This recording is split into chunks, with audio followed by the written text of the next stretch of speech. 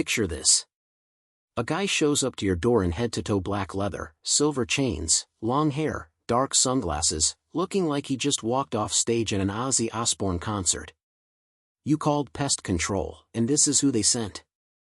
And then you watch him crouch down, study a wasp nest the size of a basketball with genuine fascination in his eyes, explain exactly what species built it, why they chose that spot, how they defend it, and handle the whole situation with more calm and expertise than anyone in a polo shirt ever could.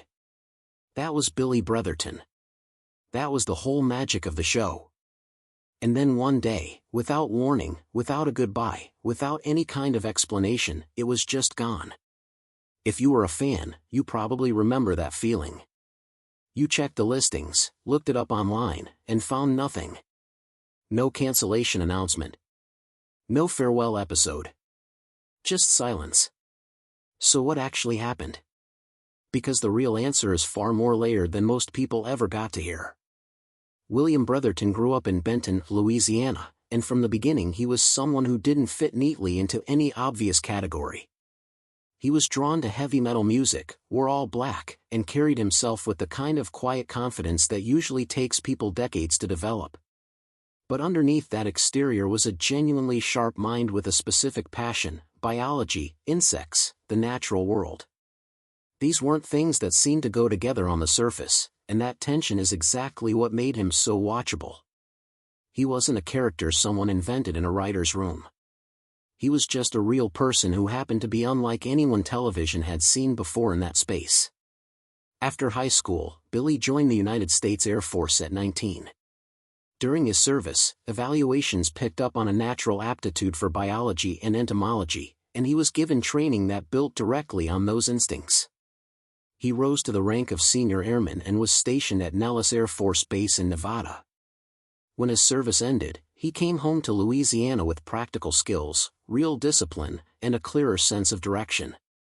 He joined his family's pest control company, Vexkin Animal and Pest Control, which his parents, known on the show as Big Bill and Donnie, had been running for years. His brother Ricky was already part of the operation.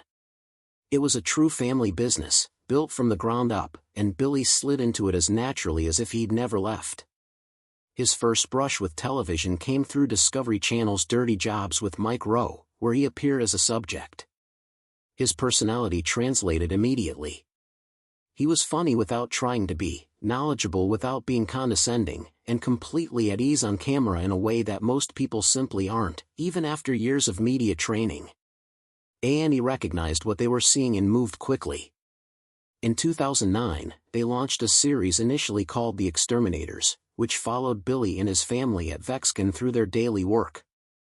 The audience responded so strongly to Billy specifically that the show was rebranded Billy the Exterminator from the second season onward. The title change said everything. This wasn't a show about pest control. It was a show about him. What made the show work across 6 seasons wasn't the bugs or the snakes or the alligators, though those certainly didn't hurt. It was the way Billy approached his work with genuine respect for the creatures he was dealing with. He consistently framed what he was doing not as extermination in the traditional sense, but as humane relocation wherever possible. He'd explain to homeowners that the animal in their attic or the nest under their porch wasn't there to cause problems, it was just living. His job was to resolve the conflict between the animal's instinct and the human space, ideally in a way that kept both intact. That philosophy came through clearly in how he talked about every job, and audiences responded to the authenticity of it. This wasn't performed environmentalism. It was just how he thought. The family dimension added warmth that kept the show from ever feeling cold or purely procedural.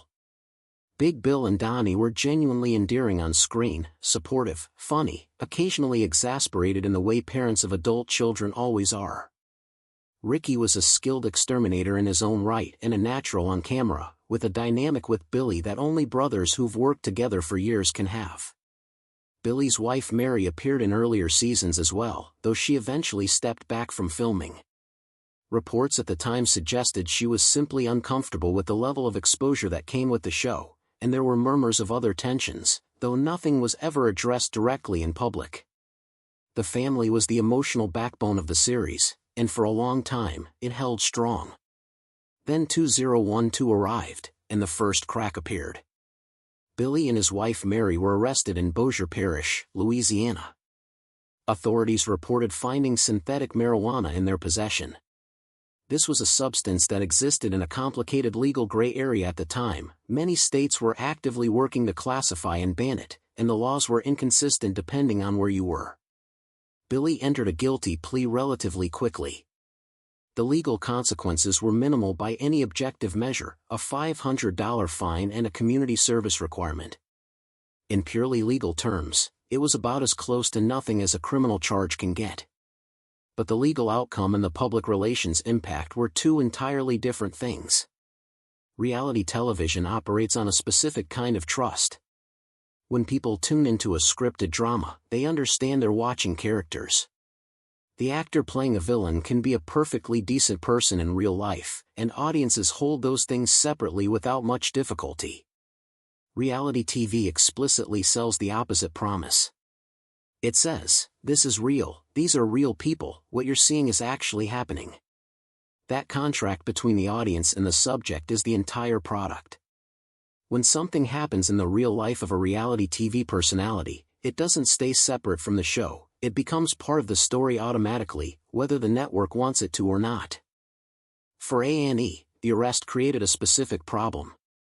They had spent years building Billy's image around a very particular set of qualities: eccentric but wholesome, unconventional but family-oriented, passionate and skilled and trustworthy. A drug arrest, even a minor one, introduced uncertainty into that image. It didn't destroy it overnight, but it created a narrative complication that the network had to actively manage. And managing it publicly would mean drawing more attention to it.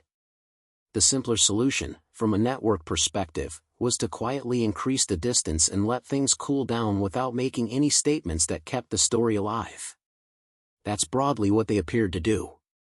But here's the thing that often gets lost in the telling of this story: the arrest may have been the crack, but it was not the collapse. Networks have kept shows on the air through controversies far more serious than a minor drug charge and a $500 fine. If everything else had remained stable, Billy the Exterminator might well have survived 2012 and come back for more seasons. What actually ended the show was something that happened within the Bretherton family itself, largely away from public view, and with details that were never fully disclosed. In the period following the arrest and the attention it brought, significant tensions emerged within the family. Billy has never gone into extensive detail about what specifically happened, and that privacy is entirely his to keep. But the outcome was unambiguous. He separated from Vexkin and moved to Illinois, not a short distance, not a temporary relocation, but a permanent departure from Louisiana, from the family business, from his parents and his brother, from everything the show was built on. Whatever the nature of the falling out, it was serious enough to physically remove him from every structural element the series required to exist. This is the part of the story that makes everything else make sense. Because Billy the Exterminator wasn't a concept that could survive a change of scenery or a cast adjustment. It wasn't a format that could be retooled with new faces or a new location.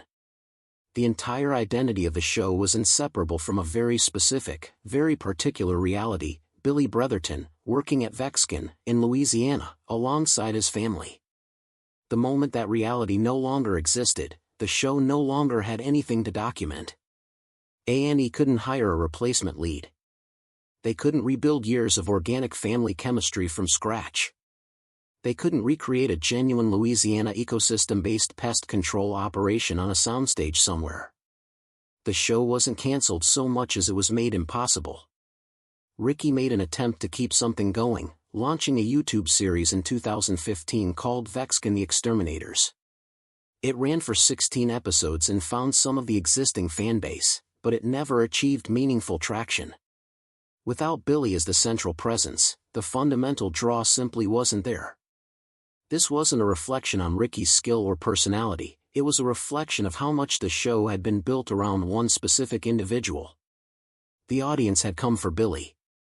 16 YouTube episodes without him confirmed that the formula couldn't hold without its essential ingredient. A&E's approach to the whole situation was to say almost nothing. There was no official announcement explaining the cancellation. No statement about what had happened. Fans were simply left to notice that Season 6 had ended and nothing had followed. For a network, this kind of silence is a deliberate choice rather than an oversight. Making a public statement would have required acknowledging the circumstances, which would have extended the news cycle around something they wanted to quietly move past. Silence was the strategy. It protected the network from further association with the controversy, and it avoided putting any of the people involved in an even more difficult public position. The cost of that strategy was leaving millions of viewers without any closure or explanation, but networks in this space routinely make exactly that calculation. It's also relevant to consider where A&E was as a network during this period. By 2012 and 2013, Duck Dynasty had become one of the biggest reality television phenomena the network had ever produced, and enormous resources and attention were flowing in that direction. Billy the Exterminator was a consistent and loyal performer, but it wasn't the flagship. When the production situation became genuinely complicated, the institutional will to fight for it simply wasn't there in the way it might have been for a higher priority property. Sometimes shows end not because they fail, but because the network doesn't work hard enough to save them when saving them becomes difficult. That appears to be what happened here. A few years passed. Then in 2016, Billy got another opportunity, this time from an unexpected source. CMT Canada approached him about a new series that would take him north of the border, putting him in a completely different environment and seeing how his approach to pest and animal control translated outside of Louisiana. The show was called Billy Goes North, and it ran for 12 episodes on CMT Canada. The reviews from fans who found it were warm. Billy was immediately recognizable, same presence, same genuine expertise, same quality of engagement with the work. The years away from television hadn't dulled any of what made him watchable in the first place. The format still worked. He still worked. A&E took note of the Canadian series and acquired it for American audiences in 2017, airing it in a way that was presented to some viewers as a 7th season of Billy the Exterminator. For fans who had been waiting 5 years for any sign of life from this corner of television, it felt like an unexpected gift, even if the connection to the original show was more of a loose continuation than a direct pickup. People watched. People remembered why they had loved the original. And then that was it. No second Canadian season. No development deal. No announcement of what came next. Billy stepped back from television again, and the door quietly closed a second time. The reasons for that second exit are less dramatic than the first. The gap between the original show and the Canadian revival was substantial enough that rebuilding a mainstream American audience would have required serious investment from A&E, promotional effort, scheduling commitment, genuine institutional backing. The network didn't appear willing to make that bet at the scale it would have needed to succeed. And Billy himself seemed, by that point, to have a different relationship to television than he might have had in 2009. The drive that the entertainment side of the business requires, the willingness to be in the public eye consistently and on the industry's terms, that doesn't seem to have been where his energy was by 2017. The window existed briefly, and then it closed. As of now, Billy is still in the pest control business. The family estrangement that drove him out of Louisiana has apparently healed to a meaningful degree. Vexcon's presence lists Billy, Ricky, and Billy's son Bryce as part of the current operation, which is now based in Illinois. The work continues. The family continues. Just without cameras. His son Bryce has built a presence on TikTok that includes content connected to the family business, and Billy appears occasionally in those videos. The comments on anything involving him are always full of people who watched the show, who remember it clearly, who are simply glad to see that he's doing well. That level of enduring affection, years after the show went off the air without a proper goodbye, is not something every television personality earns.